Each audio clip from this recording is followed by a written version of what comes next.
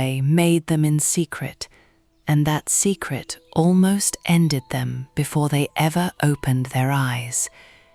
He was the smith among the Valar, the maker, the shaper, the one whose nature was most fully expressed in the act of taking raw material and turning it into something that had never existed before.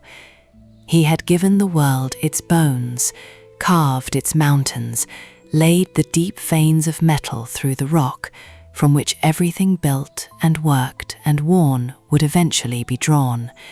He knew the language of stone better than any being who had ever existed, and stone kept no secrets from him, and the craft that flowed from that knowledge was sufficient to make anything he wanted to make. What he wanted to make, in the long years before the first children of Ilúvatar stirred, was someone to share it with. The elves were coming. He knew this. All the Valar knew it. Ilúvatar's firstborn was somewhere in the future of the world, promised before the world was shaped, their coming certain. But the world was not yet ordered, not yet ready, and Aule was impatient, in the specific way that craftsmen are impatient. Not from selfishness exactly, but from the honest, driven hunger of a mind that has knowledge and technique and skill in abundance, and no one yet capable of receiving it. He wanted students.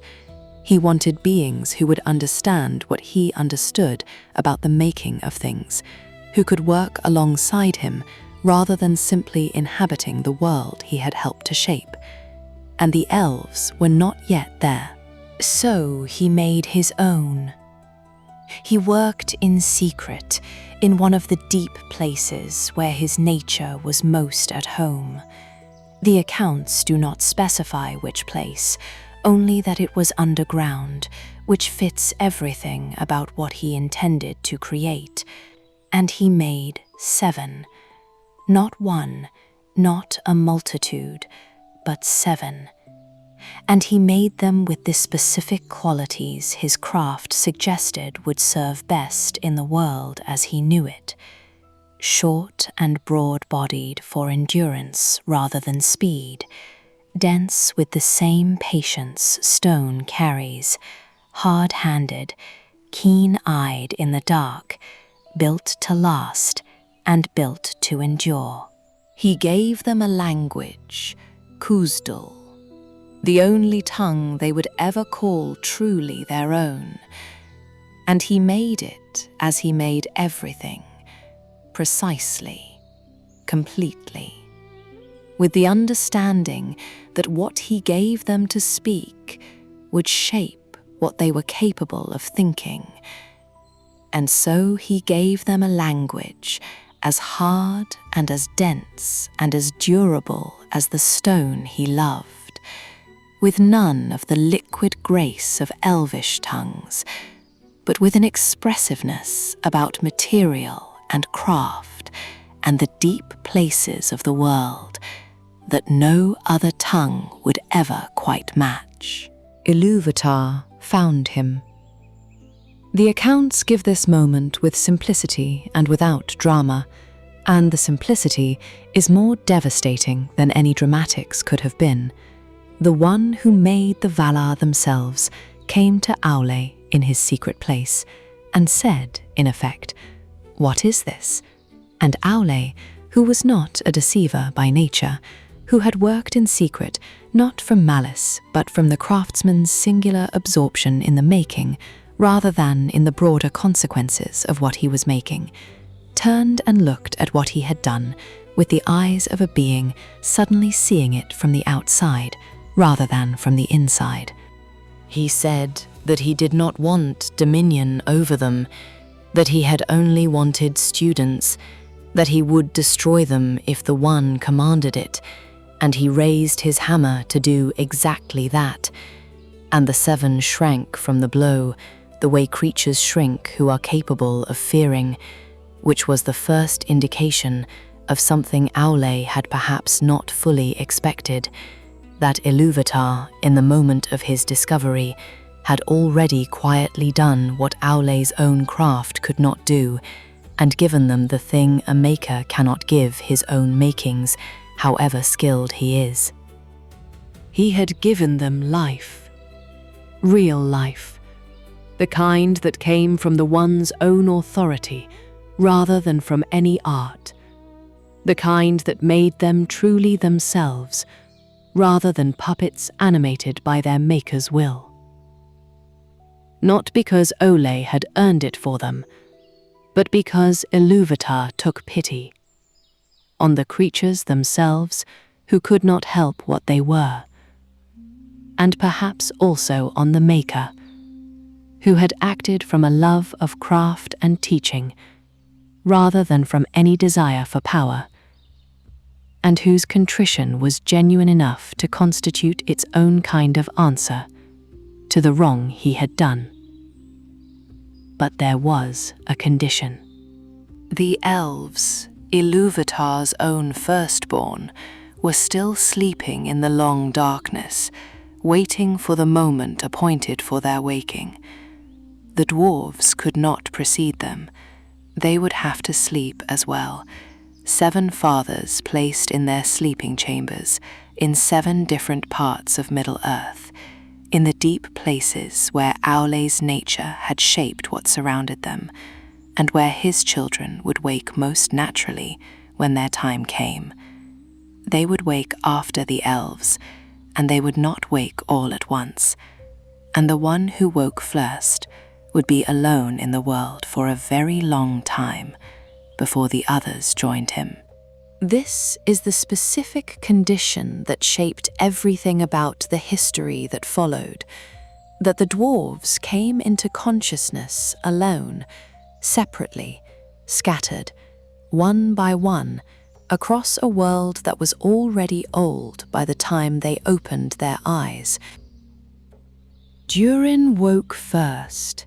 He was called the Deathless in the fullness of time, for reasons the lore makes clear, not as fantasy, but as observed fact. He lived so long, ruled so widely, and left so deep an impression on everything that bore his name after him, that his descendants believed he was born again in each of the 6 kings who wore his name in the ages that followed.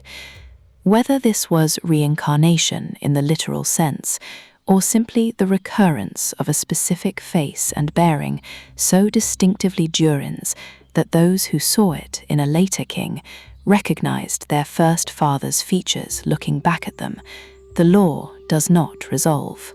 What is recorded is that Durin's face appeared again and again across the long history of his people, in Durin II, in Durin III, in each successive king who bore the name down through the ages, and that each reappearance was taken by Durin's folk as confirmation that the Deathless had returned, not merely that a descendant resembled an ancestor. However, the question of his nature is finally settled. The effect it had on the people who inherited his name was concrete and permanent. They believed, with the same unshakable certainty with which they believed in the hardness of stone and the value of gold, that their first father was not entirely gone from them. He woke near Mount Gundabad, in the northern reaches of the Misty Mountains, in a cold so deep and a darkness so absolute that a lesser being might have immediately attempted to find somewhere warmer and brighter to be. Durin walked instead. He walked alone through an unwelcoming world, with no guidance and no company, and no nap of anything he might eventually find at the end of whatever direction he chose. And the walking lasted long enough that the world he walked through became gradually familiar. Not warm exactly, but known, which for a dwarf is close enough to warm. He came eventually to a valley in the mountains, where a lake lay still and dark fed by springs that came from deep within the rock, and showed no ripple unless the wind troubled its surface. The mountain people in later ages would call it Keled Saram, the Mirror-mere, and the tradition of what Durin saw when he looked into it for the first time was preserved by his descendants for all of the ages that followed. He saw his own reflection, a bearded, broad-shouldered figure looking back at him from the dark surface, and above his reflected head, the stars of the sky were visible in the water, even in daylight, and they were arranged in a crown. Whether the stars genuinely formed such a pattern, or whether the Mirror-mere showed Durin something the ordinary sky did not display, or whether the account preserved a symbolic truth rather than a literal observation, the law does not decide. What it records is the consequence. Durin took what he saw as a sign and sat down beside the Mirror-mere and began to build. He did not build above ground. He was a dwarf, and stone was the medium his nature called for, and the mountains around him were the most impressive construction available, and the most impressive thing about mountains to a being of Durin's inclination was not their height or their weather, but what was inside them.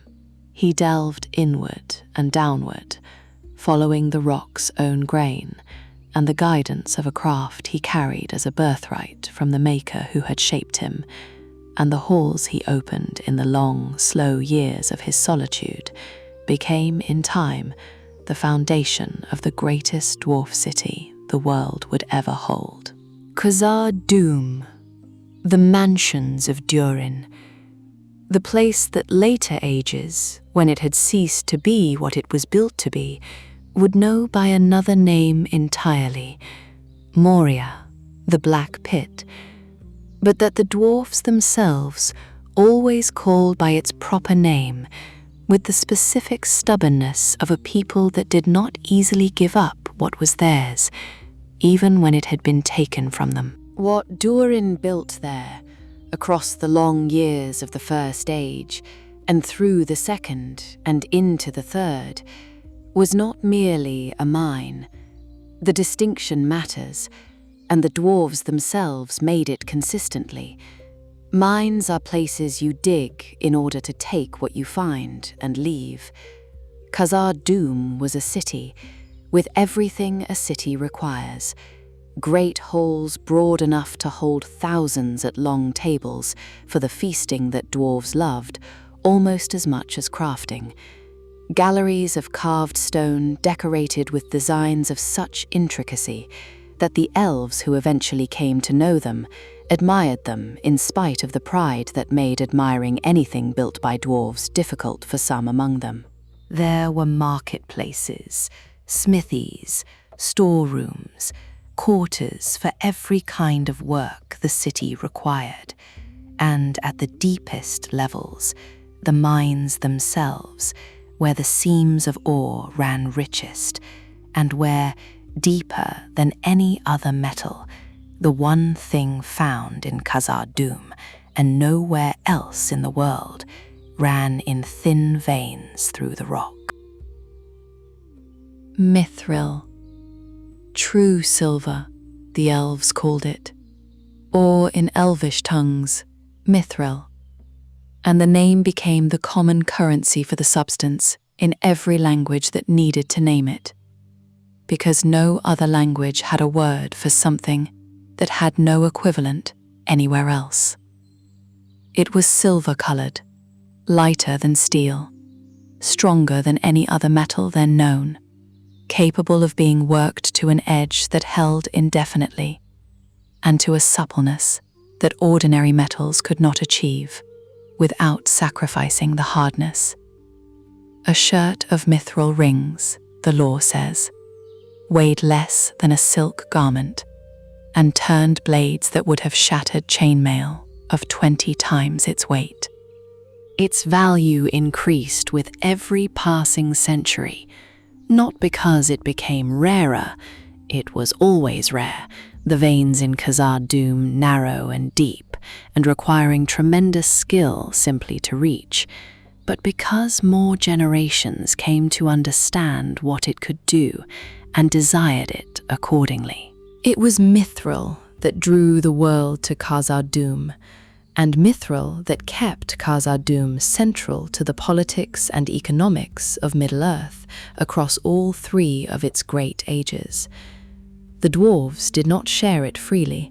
They mined it, worked it, traded it at their own pace and on their own terms, and the leverage this gave them against every other people who wanted what only they had access to was a foundation of a wealth that made their kingdom the most materially rich civilization in Middle-earth for most of the Second and Third Ages.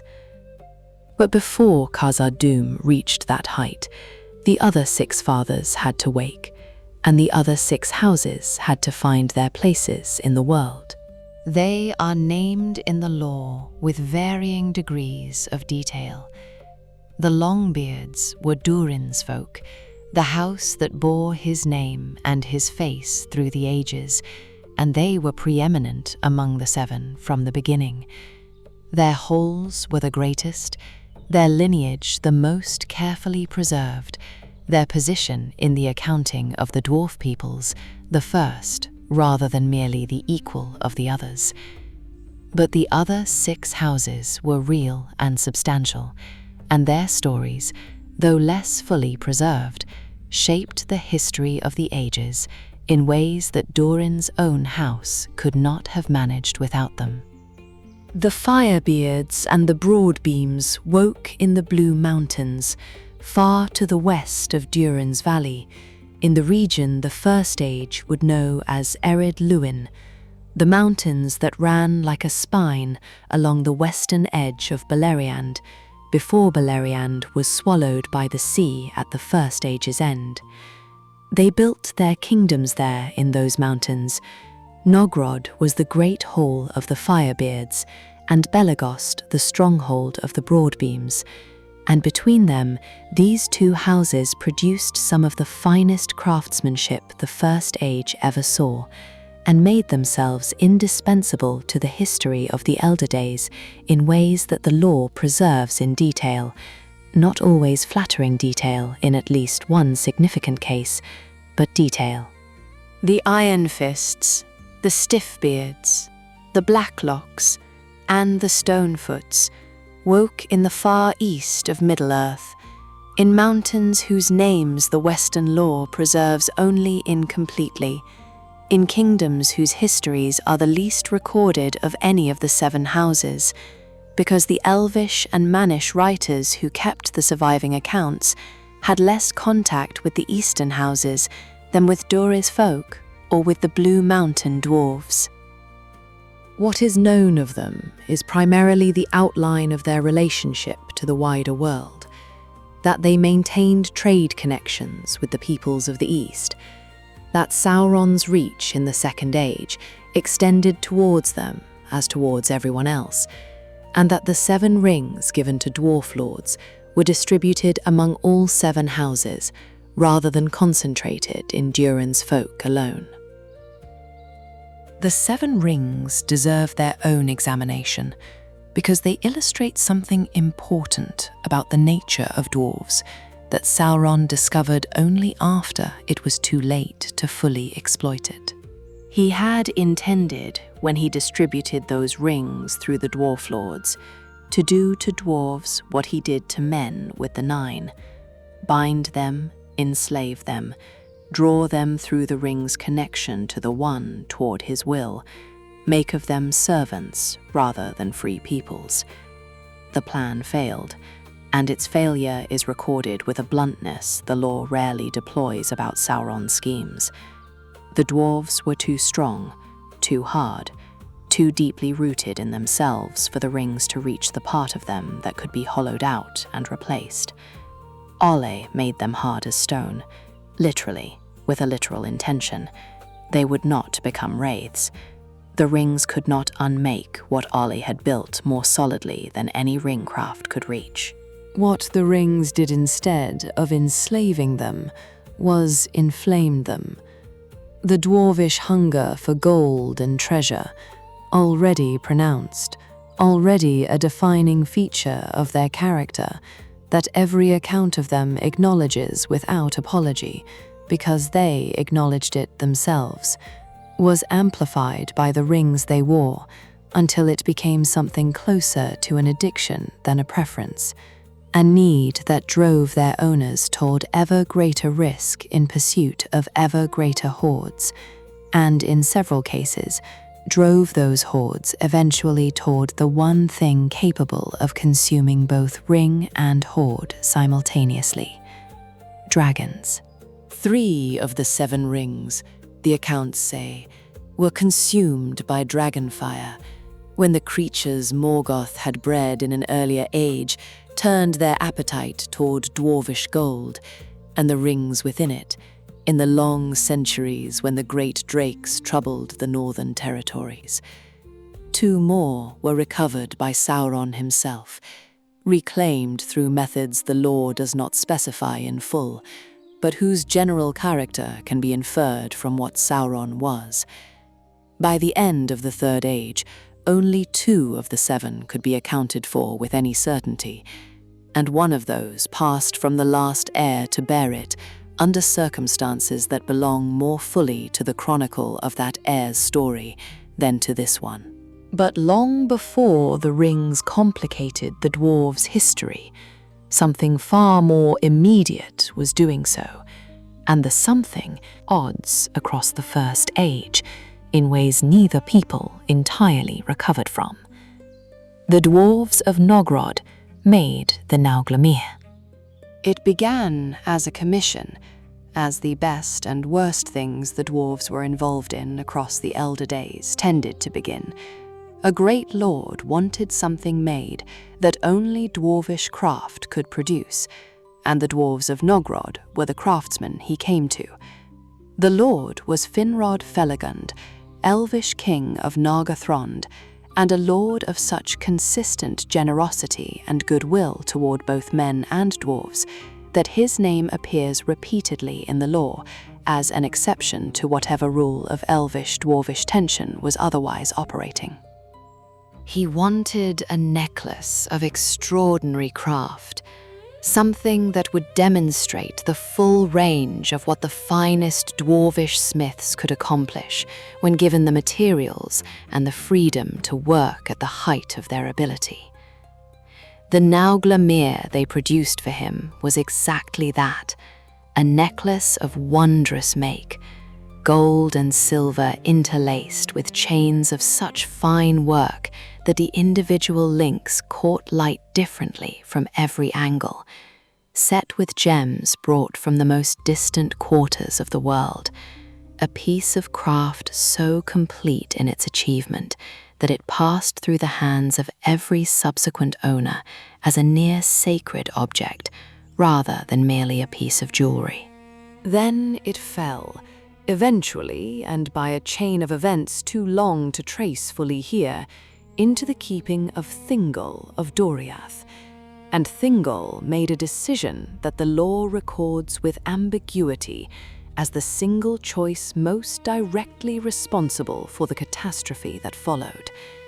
He had, by then, one of the Silmarils, those 3 jewels of Feanor's making, whose history is the darkest thread running through the entire First Age, gems so charged with the light of the 2 trees and with the consequences of their making that nothing that came into contact with them escaped without some transformation, usually toward ruin.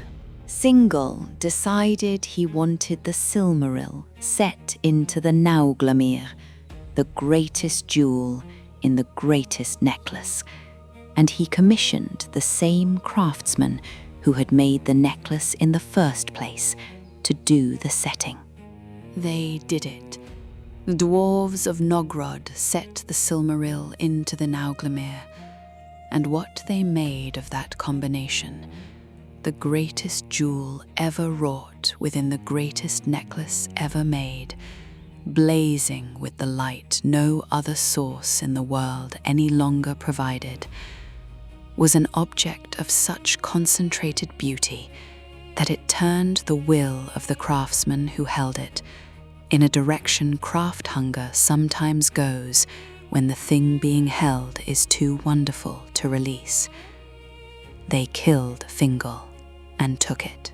The full details of the deed, whether it arose from long premeditation or from the hot, immediate decision of craftsmen who had spent months working on something too beautiful to hand over, whether the desire for the Silmaril specifically or for the necklace combined drove the choice, are not fully preserved. What is preserved is the act and its consequence.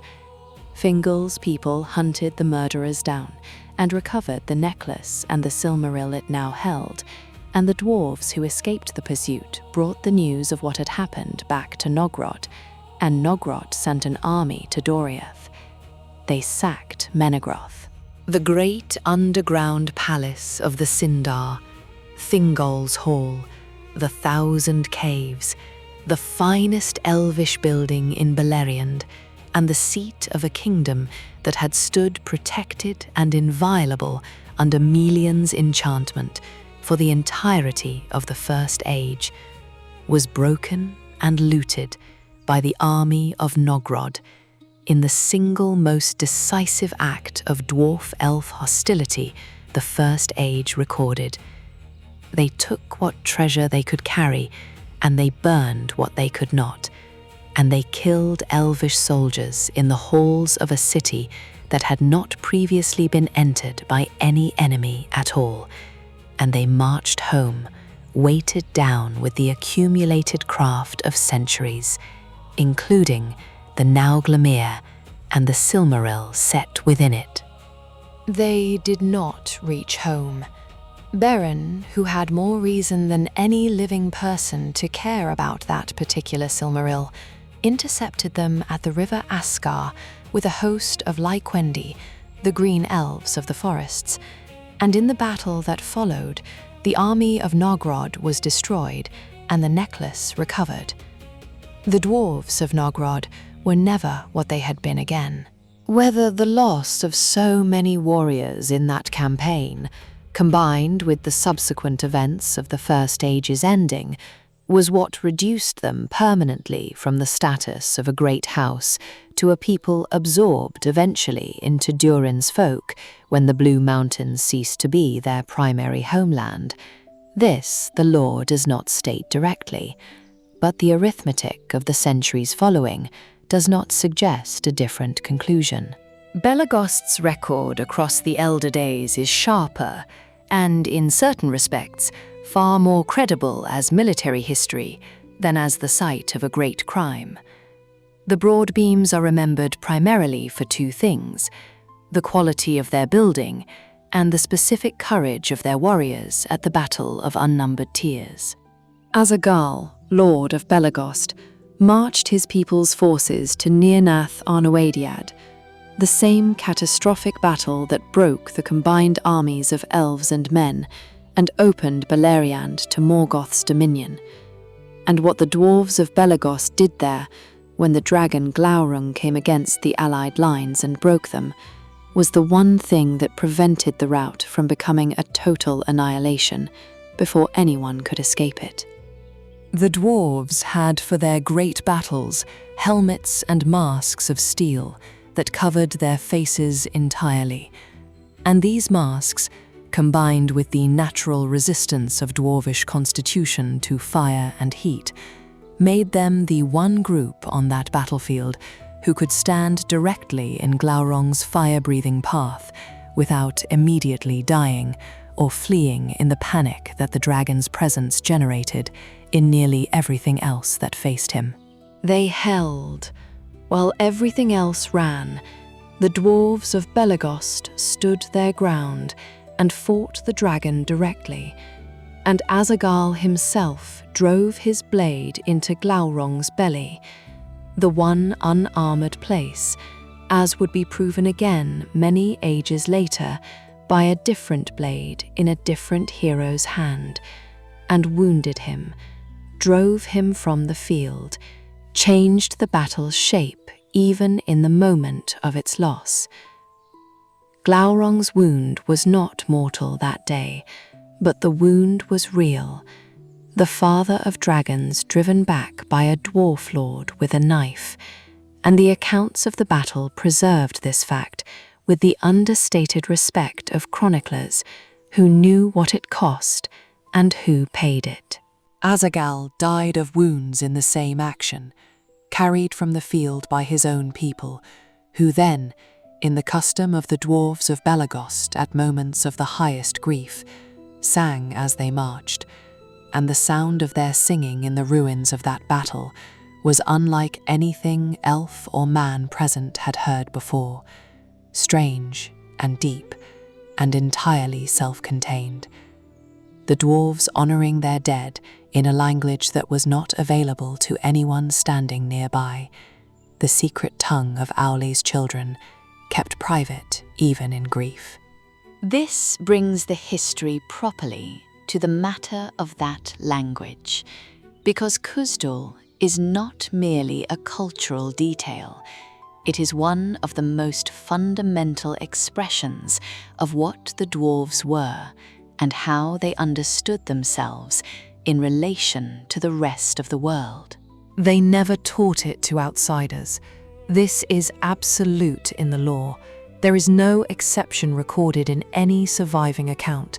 No elf or man who learned even functional Khazad-dûm from a dwarf willing to teach it.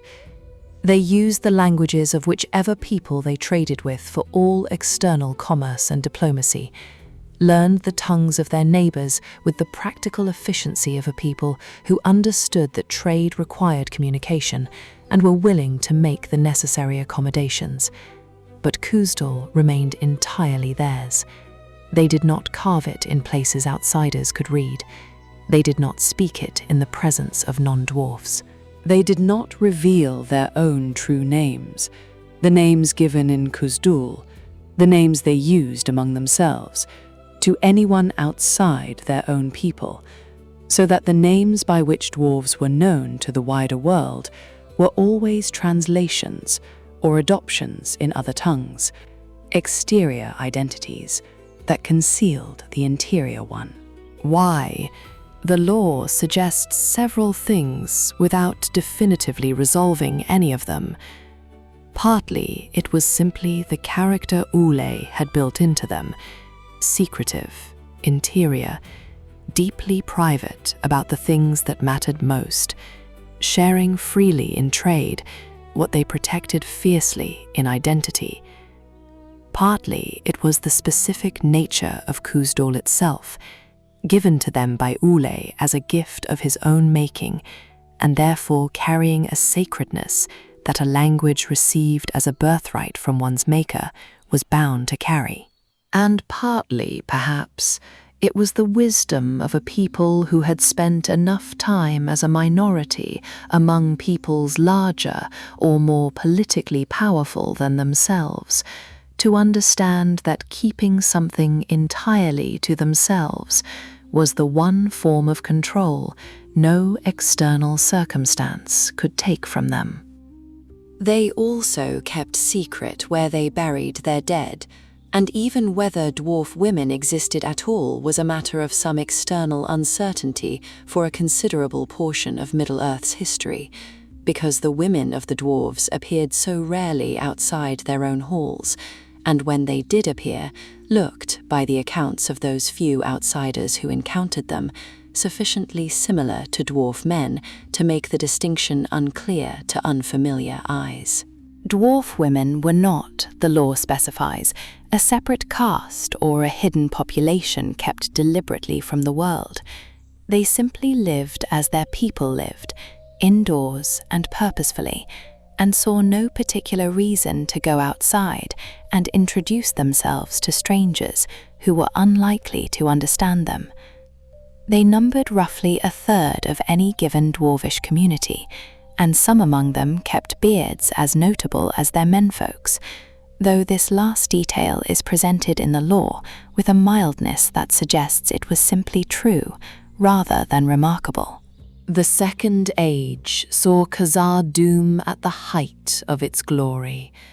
This was the period when Mithril made the kingdom preeminent, not merely among dwarfs, but in the practical economics of the entire world, and when the most significant friendship between a dwarf and an elf that the long history of those two peoples ever produced was forged, not through war, not through crisis, but through the quieter medium of shared craft.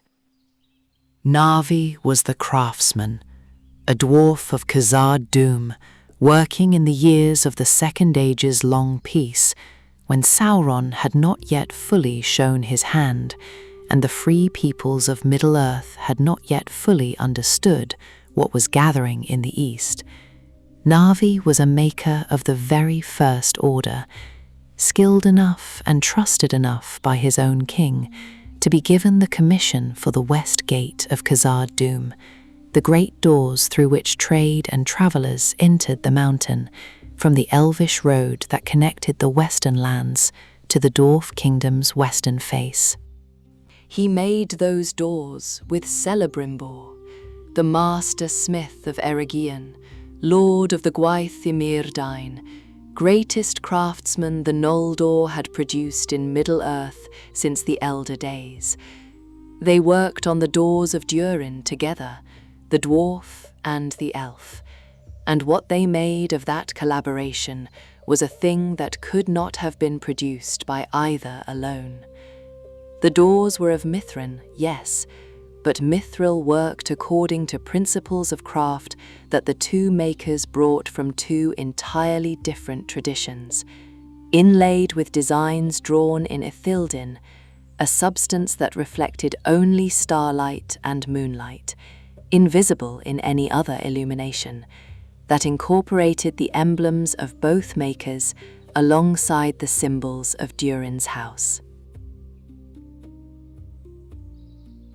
They stood at the western approach to the greatest kingdom in the world, as a monument not merely to craft, but to the specific collaborative potential that existed between two peoples more often opposed than allied, proof that what was possible when the quarrel was set aside was genuinely extraordinary. Narvi's name was inscribed on those doors, beside Celebrimbor's, the two makers equally credited, in a fashion the lore finds worth preserving across 3,000 years. The friendship between them is not extensively documented, only the doors and the inscription remain as evidence. But the evidence is sufficient. These were not men who had commissioned each other's labor, but men who had made something together, and the together matters more than any surviving account of what they said to each other across the workbench. The peace did not last. It never does.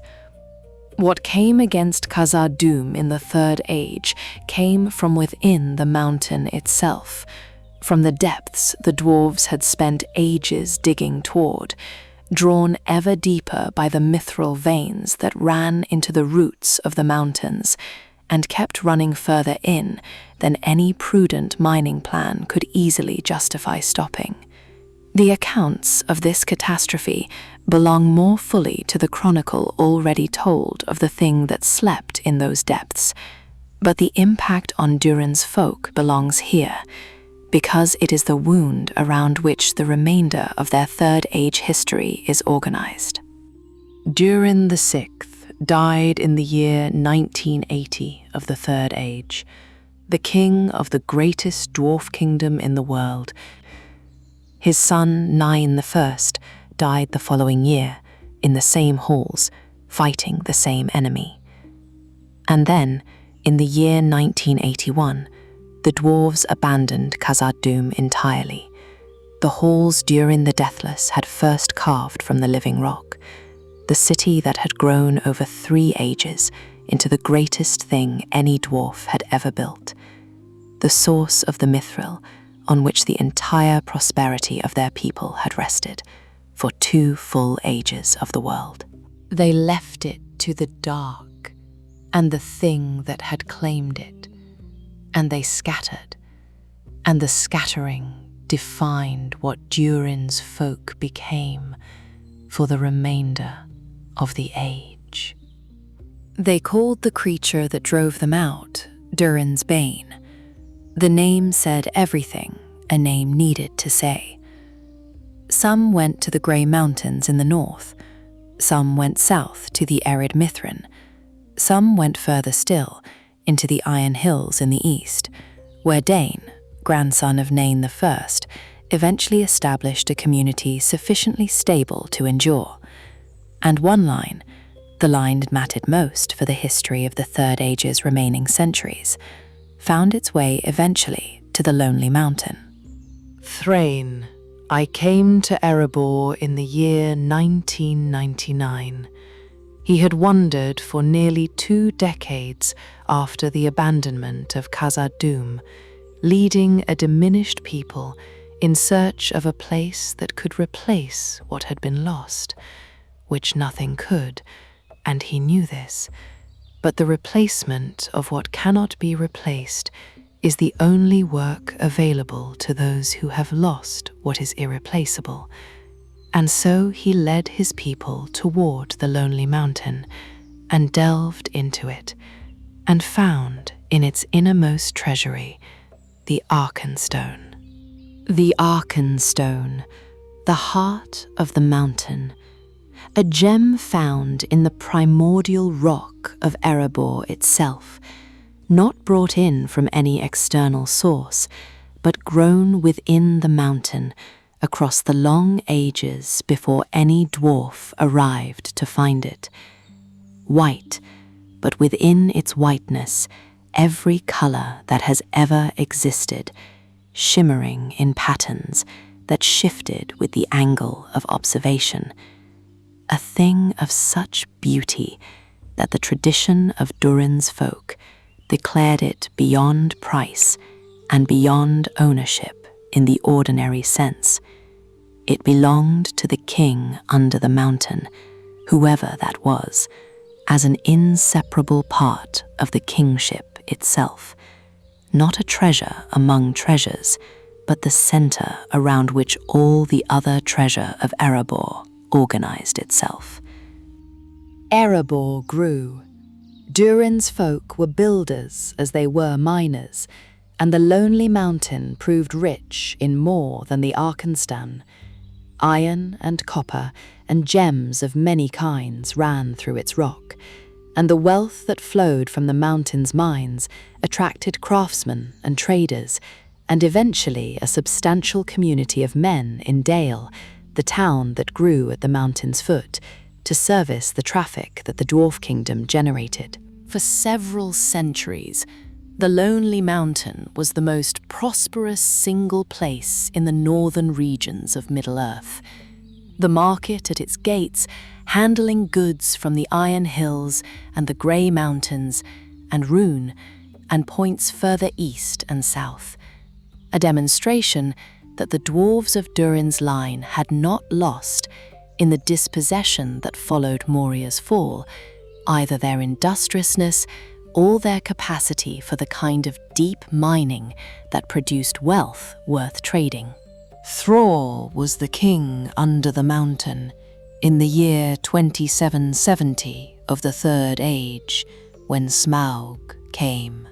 What the dragon did to Erebor and Dale requires only the briefest recall here, because it has been told more fully in the Chronicle of the Dragons. What it did to Durin's folk is what belongs in this account. It drove them out.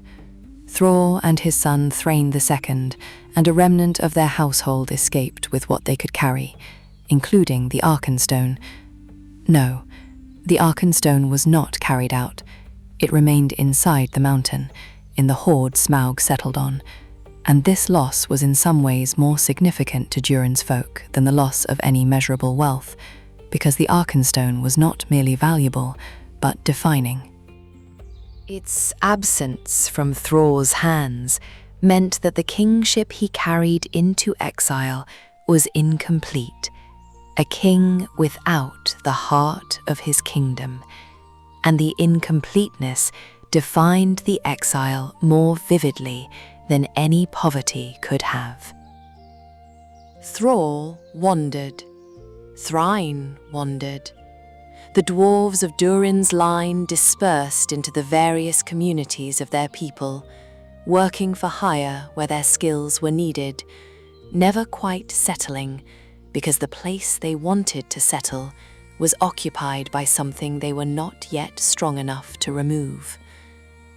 Thrall's wandering eventually brought him, in his old age, to the gates of Khazad-dûm itself, the other lost kingdom, the older and greater dispossession, now called Moria, and occupied by orcs as well as the darker thing that had first driven the dwarves from it. What drove him to return there is not clearly explained in any source, but old kings in exile have their own accounting of where the heart points, and Thrall's heart pointed towards the most ancient home of his line. He went in alone. He did not come back out alive. Azog, the orc chief of Moria, killed him, mutilated his body, inscribed his own name on the dead king's forehead with a branding iron as a message to any dwarf who found the body that this was what came of a dwarf thinking he could walk back into Moria. He threw Thrall's body back through the gates, and Thrall's companion Nar, who had waited outside, brought the news back to Thráin II and to the remaining lords of Durin's folk. The war that followed was the largest coordinated military effort the Dwarves of Middle-earth undertook in the entire Third Age. The War of the Dwarves and Orcs, fought from 2793 to 2799 of the Third Age, across every orc hold in the Misty Mountains, systematically, with a determination that the dwarves themselves described not as conquest, but as vengeance, which is perhaps the most accurate description of a war that was never going to reclaim Moria or restore what had been lost, but was absolutely going to extract a price proportional to the insult given. They destroyed the orc holds one by one, working from north to south along the Misty Mountains, fighting through 7 years of exhausting mountain warfare in passes and tunnels and high ledges where nothing about the terrain favoured the attacking force.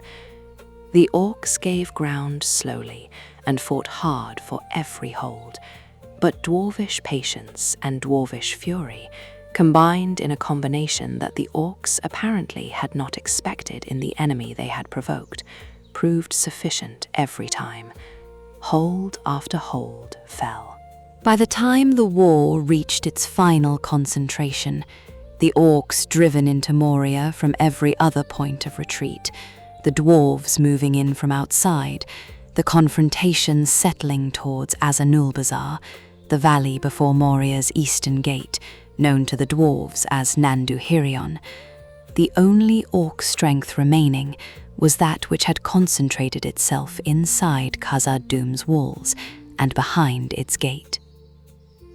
The Battle of Azanulbizar was devastating for both sides, but most immediately devastating for the dwarfs, who charged a fortified gate defended by a full orc garrison, with all the directness their nature and their fury inclined them toward, and paid for the directness in the way that direct attacks on fortified positions always exact payment.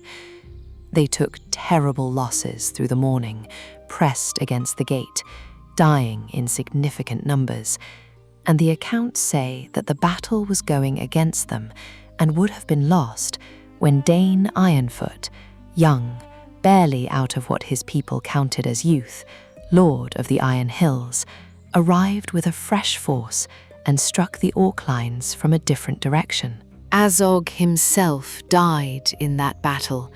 He died at Dane's hands, specifically, the young lord of the Iron Hills killing the Orc chief, whose act of contempt had started the entire war, an ending whose symmetry the surviving accounts do not draw attention to, but which sits in the record plainly enough for anyone who looks.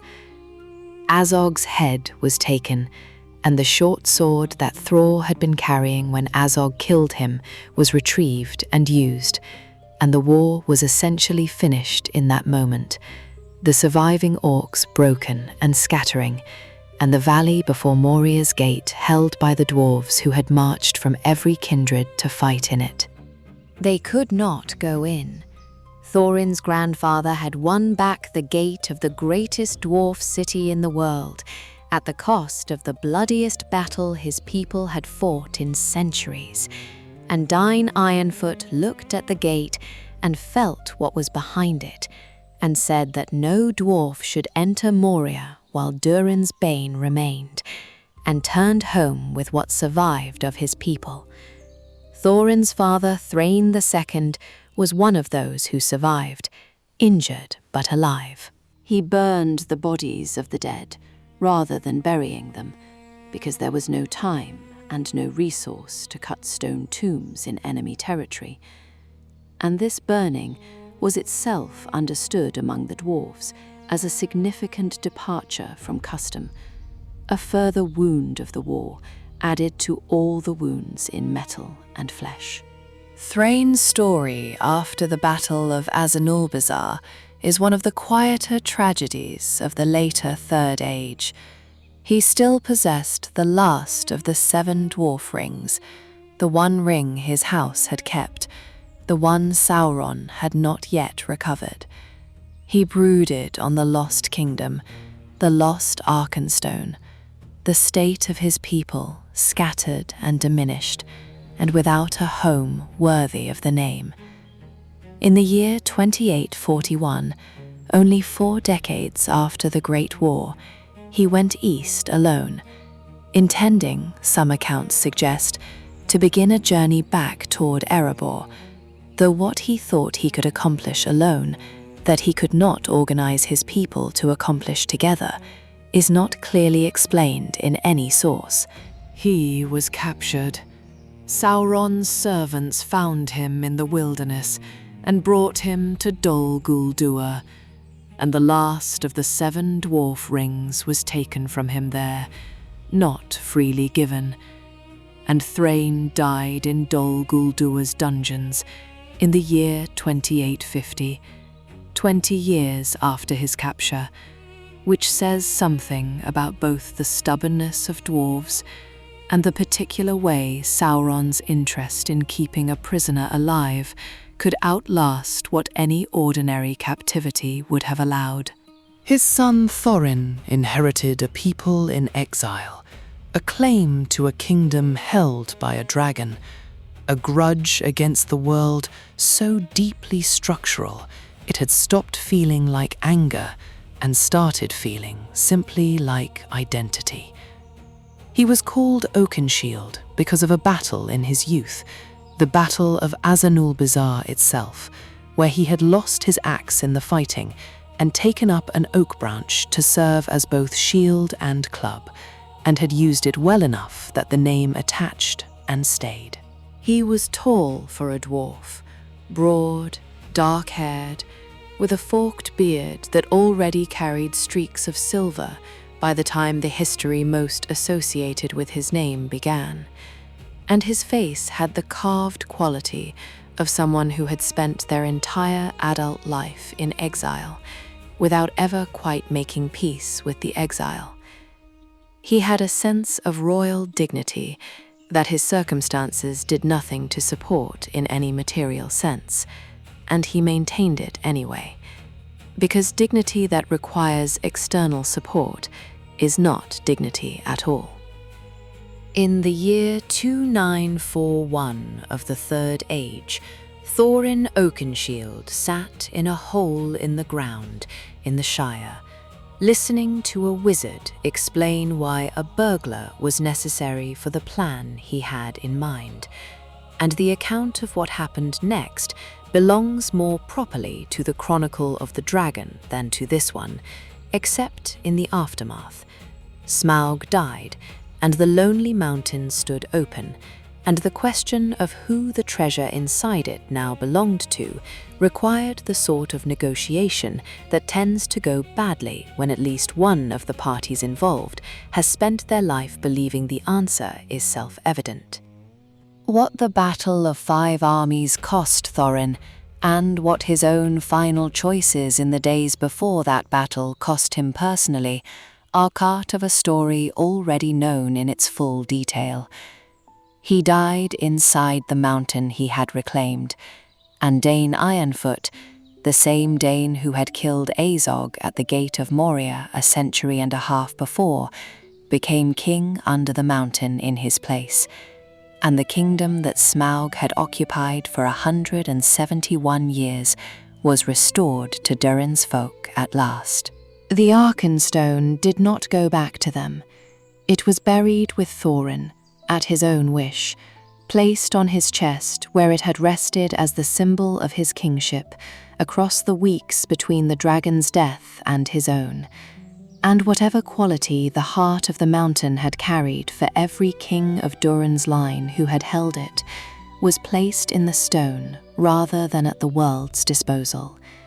This too is a detail the lore preserves without commentary, simply as what was done. Dane's reign under the lonely mountain was long and, by the evidence of the accounts, good, prosperous, stable. Dale rebuilt under Bard's kingship in the valley below, and the old partnership between men and dwarves re-established, on terms that the catastrophe of Smaug had made both sides more inclined to maintain carefully. The wound left by the Battle of 5 Armies healed, in the practical way of wounds that were not mortal, slowly, incompletely, but functionally.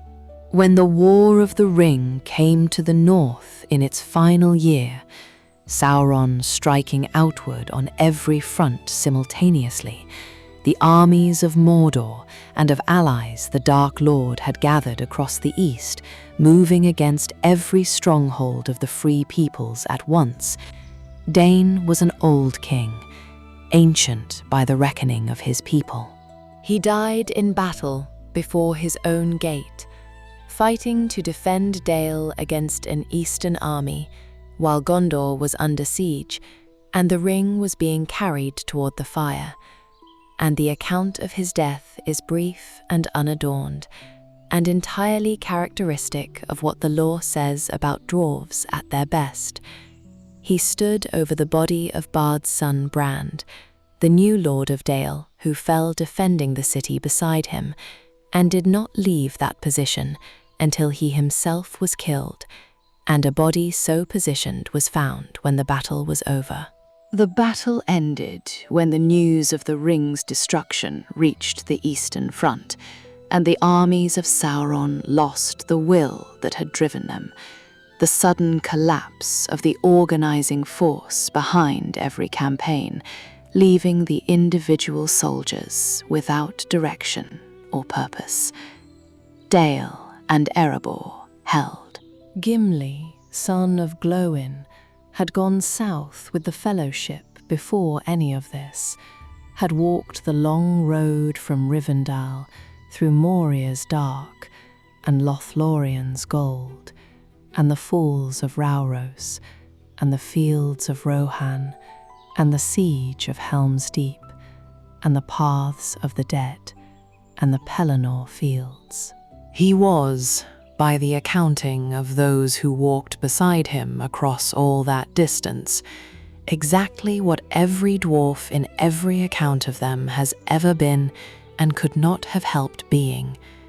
Stubborn past any useful measure, fiercely loyal to an exact roster of people, and completely indifferent to anyone not on that roster, driven underground by inclination and by craft hunger, to the point that the mines of Moria moved him to grief rather than terror, and capable of a friendship with an elf of all things, the ancient enemy.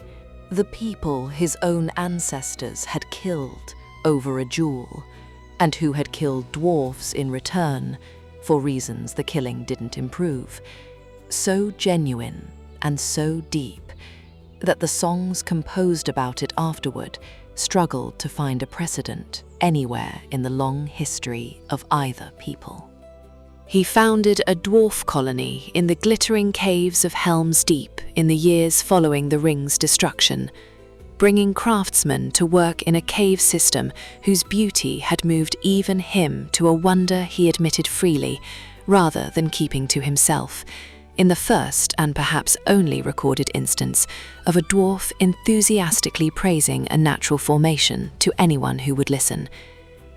He repaired the gates of Minas Tirith from the ruin a Witch King's assault had made of them, working with mithril and steel, and what he made of that repair was better than what had stood before, which was, by dwarvish accounting, the only kind of result worth accepting from any act of rebuilding. He left Middle-earth at last, the lore says, in the company of his friend Legolas, the two of them sailing together into the west in a fourth age, a passage made possible by Gimli alone among all his kind, the only dwarf permitted the road over the sea that had been the long destination of every elf since the elder days. That he went speaks to what the friendship had made of him. That he was permitted to go speaks to what the friendship had made of the world's accounting of what a dwarf could be. This is where the chronicle of the dwarves arrives, in the lore that survives them, not at a clear ending, because Durin's folk still held Erebor under Dane's son Thorin III Stonehelm when the Fourth Age opened, and Khazad-dûm still stood empty in the Misty Mountains with its old name and its old shame, waiting for the seventh and last Durin, whose coming dwarvish tradition says is still ahead. The lore calls him Durin the Last, and what he will do when he comes, whether the mansions will be reclaimed, whether the Balrogs' bane will finally be answered in kind, whether the greatest dwarf city in the world will be restored to dwarf habitation before the world's account is finally closed. This the sources do not say. They say only that there is a Durin still to come, and that when he comes, those who know the name will know exactly what it means. In the valley of the Mirrormere, at the eastern gate of the empty halls that the dwarves still call by their proper name in their own tongue, a single stone stands marked with Durin's runes.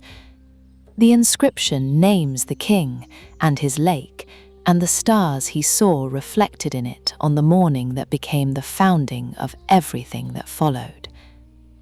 Travellers passing that way report that the stone is there, still standing, and that the lake still shows stars in its dark water, even in full daylight, regardless of the season or the cloud cover, or any other condition that should make such a thing impossible.